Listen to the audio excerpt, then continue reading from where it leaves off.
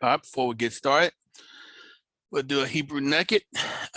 This Hebrew Nugget comes from a book called The Natural History of Man, comprising inquiries into, and then it's got a longer title, Volume 1 by James Cowles Pritchard, 1855. There's a link here that you can go to, and it's also down in the old books folder that you have access to. So this particular book on page 132 reads, the beards of the Jews are very conspicuous. The Jews of Portugal are very dark. Jews, that it is well known, have been spread from early times through many countries in the eastern parts of Asia, in China, Tartary, and the northern parts of India. There are many of them in the towns of Cochin and the interior of Malabar. They hold communication with each other in their eastern colonies, which appear to be of one stock or migration.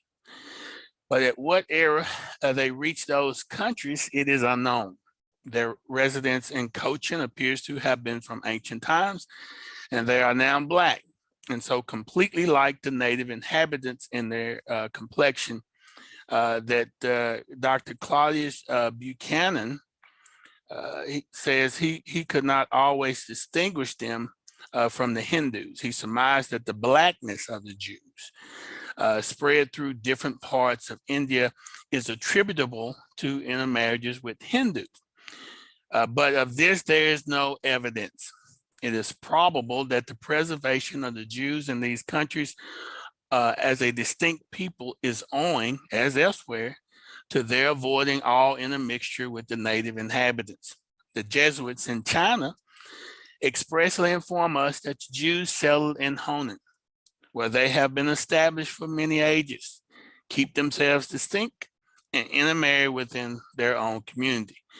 It appears that the ancient Jewish inhabitants of Cochin were a people of the same migration with those of China, and it is very improbable that they differ from their brethren in the particular above alluded to.